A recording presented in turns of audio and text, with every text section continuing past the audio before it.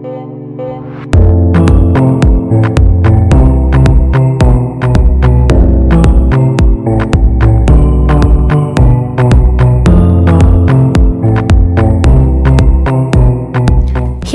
everyone! Today is a great Thursday. Hope you're having a lovely morning. I'm Lucia and it is time to talk about the global problems. We will talk about the sixth one, that is water and sanitation. You will learn about Bali's quality of water, its sanitation, and how tourism affects them. As you know, this is such a big problem. That's why we decided to give you little information so you can be conscious about it. Without further ado, here's your host, Ana Paula Cárdenas, and finally, we will end with Andrea Torres. Good morning. To begin our podcast about the lack of water and sanitation in Bali, Indonesia, we decided to make two interviews. The first one is with Seraphine Diandra. She's from Jakarta, Indonesia, and with only 33 years old, she's an executive assistant and have extensive experience in guest house business. To begin, let's give a background. Bali economy depends 80% on tourism. Because of this, 25% of its population is employed and represents 50% of the island GDP. Having tourists helps them since the largest income for Bali is tourism. The island suffers of lack of water and 65% of it is used for tourists, for hotels and touristic places. So, let's begin. Why do governments care more about satisfying the tourist needs instead of their own citizens? The answer is money, because they can get money and they can get profits. And well, I think normally when they get the money or they get the profit, they will help people to build and replenish or maintaining the clean water, the lack of the clean water, but we don't know where the money goes.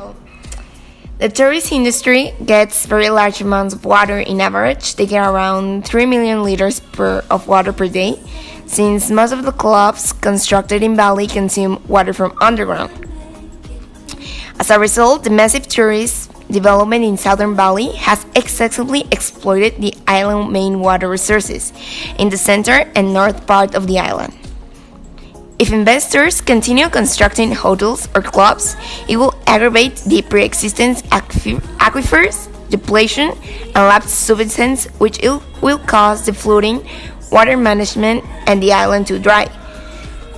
So, knowing all this, does the entrepreneurs who contribute into the creation of touristic landmarks are aware of the health problems the country suffers? My answer is yes, they are aware of the health problems, but they don't do anything about it anyway. They just want money and profit and money and profit. It's like that. And how do the governments can sustain tourism if a country is such poor? From where do you think they get the money from? From investors, of course. I think many properties owned by the investors. So it can be said that the government and the investors work together. Okay. After hearing all her answers, we can conclude that the government and the investors work together and they just care about the money. They don't care about the citizens, even though they can have a balance and make everything good for the tourists and for the Balinese. They don't make this. And we need to make it stop because in the future there will be an ecological crisis. So, thank you. Even though you are in Indonesia, you answer all of our questions. And thank you a lot, Seraphine. So now we will go to a short commercial, and in a moment we return with Andrea Torres.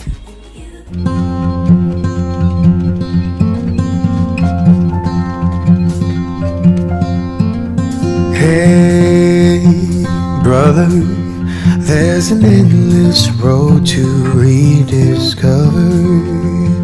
Hey, brother, know the water's sweet, but blood is thicker. Oh, the sky comes falling down for you. There's nothing in this world I wouldn't do.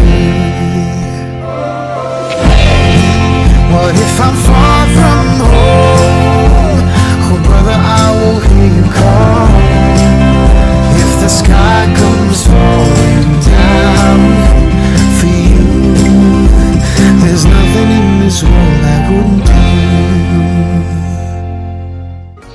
Hello everyone! Bali is a place located in Indonesia, well known all over the world for its volcanic mountains and its amazing beaches. But not everything is perfect in this island. While some tourists enjoy the touristic spots, the locals are battling the lack of clean water and sanitation. And we are gathered here to talk about this problem with our expert Jaime Torres, which studied at ITAM Economy. Hello Jaime! As you may know, the sixth Sustainable Development Objective is based on clean water and sanitation. More than 40% of the world population is affected by this problem, which is increasing more and more with the rise of temperatures due to climate change. Since 1990, millions of people have had better access to water and sanitation services.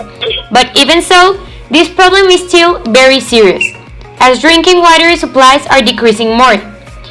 Since you are an economist, how do you think the governments all over the world can sustain tourism if a country is such poor? From where do you think they get the money? There's a huge inflow of money coming for the Indonesian government from tourists, but there should be a privatization of the water system so that the price that is charged for water in Bali and all over Indonesia respects the laws of offer and demand more than right now. It is only government decisions. Okay. The government cares more about satisfying the touristic needs and keeping the country's good image in front of other ones by allowing and preferring the construction of touristic infrastructure as well as new projects. Despite the fact that tourism has helped Bali grow substantially in an economical and social aspect, their health, dignity and security and family rights are not being respected. Do you think that if the money dedicated to construction and tourism in Bali is directed to attack the lack of clean water and sanitation, Bali's economy would collapse? Yeah, I think that there's a big problem because in Indonesia, the government is focusing on the short term, but if they really wanted to address the problem they have with water right now, they would have a medium and long-term solution to this water access problem that the population has right now, and it has been spreading also to the tourist population. Okay. And for the last question, how do you see Bali in 10 years if this problem is not eradicated? I believe that if the Indonesian government doesn't address the water problem right now, in 10 years they would have a large problem with access to water from the population and from the tourists, so they could face a probable risk of making the tourists go away, and that's a big problem because tourism accounts for an important part of the GDP of the Indonesian country. Thanks Jaime for your time, and we hope this problem is eradicated not only in Bali but all over the world. On the other hand, in sight of these great consequences, organizations like UNICEF and United Nations Millennium have decided to help them by creating programs that will improve the health situation in human rights terms. Nevertheless, it is important to take into account that the programs won't be a success if real changes will not be made by their own government, by the people, including citizens and tourists. Thank you, Jaime. So that's all for today. Thank you very much. We hope you enjoyed, and most of all, that you have understood and learned about the subject, because it is something that really affects the citizens in each country. Governments always prefer to attend tourism first, and they don't realize the damage they make. But this doesn't happen just in Bali, so we need to be more aware of it. Thanks again, and see you in the next podcast.